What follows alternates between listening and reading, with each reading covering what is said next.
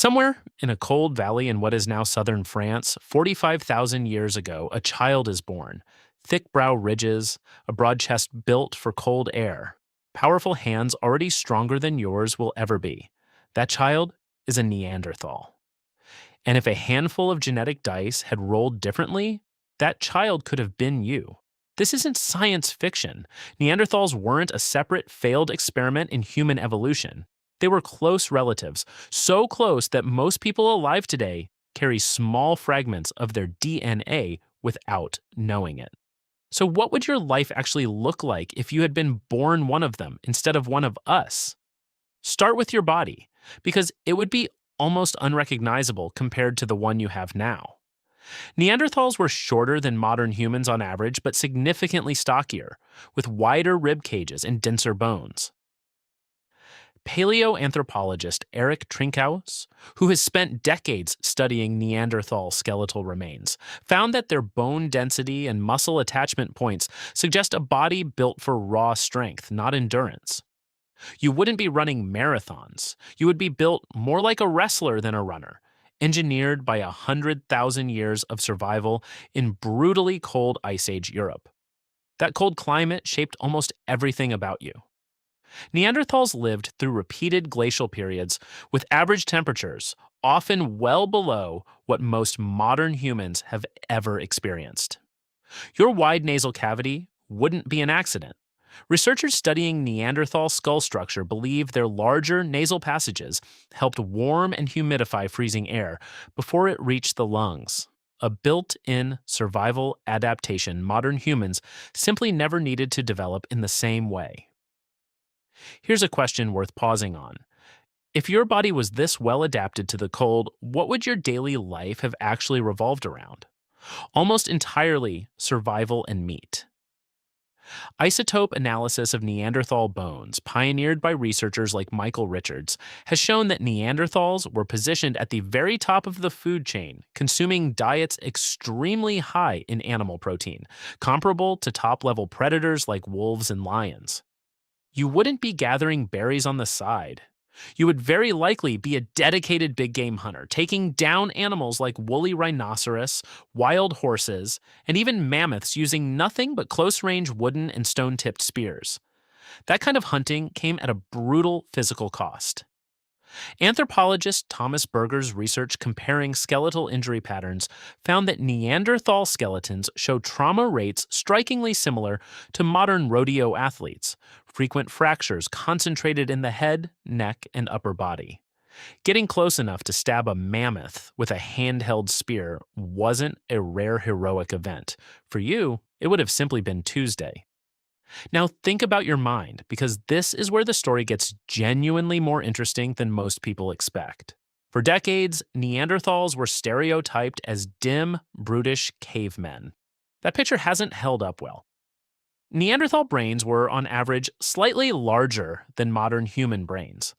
Larger doesn't automatically mean smarter, since the two species likely allocated that brain volume differently, but it firmly puts to rest any idea that you'd be walking around with reduced mental capacity.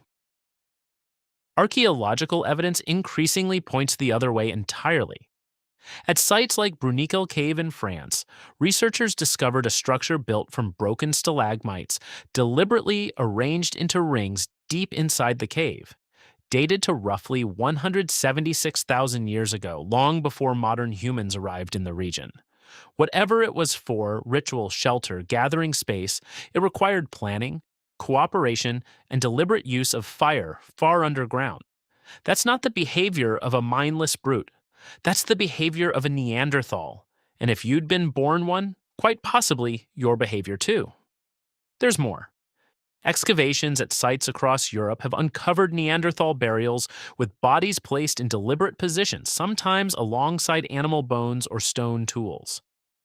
Whether this reflects genuine ritual belief or simple practical behavior remains debated among researchers, but the deliberateness itself is hard to dismiss. If you had died as a Neanderthal, there's a real chance your community would have buried you with intention, not simply discarded you. You would have used tools too, though different ones than a modern human toolkit. Neanderthals developed and refined what archaeologists call Mousterian stone tool technology, a sophisticated system of flaking stone into consistent, purposeful shapes. Later evidence suggests some Neanderthal populations independently developed more advanced tools as well, and there is growing evidence they used pigments, possibly for symbolic decoration. You wouldn't be fumbling around with sticks and rocks. You'd be working within a toolmaking tradition passed down and refined across countless generations, exactly the way modern human technology is. Here's where it gets personal, in a very literal sense. If you had been born a Neanderthal roughly 45,000 years ago in Europe, there's a strong chance you would, at some point, have encountered actual modern humans, Homo sapiens, migrating into the same territory. Genetic research led by scientists including Svante Pääbo, whose work sequencing the Neanderthal genome earned him a Nobel Prize, revealed something remarkable. Neanderthals and modern humans didn't just coexist, they interbred. Most people with European or Asian ancestry today carry somewhere between 1 and 2% Neanderthal DNA, a direct genetic echo of encounters that happened tens of thousands of years ago between two different but closely related human populations. So if you were a Neanderthal in that world, the modern humans arriving nearby wouldn't have been some other species. In a very real biological sense, they would have been close enough to be family, capable of having children with your own people, children who carried pieces of both worlds forward. And yet, within a few thousand years, Neanderthals disappeared as a distinct population. The reasons remain genuinely debated.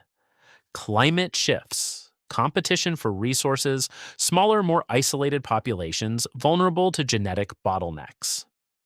Possibly a combination of all three, compounded slowly over tens of thousands of years rather than a single dramatic extinction event.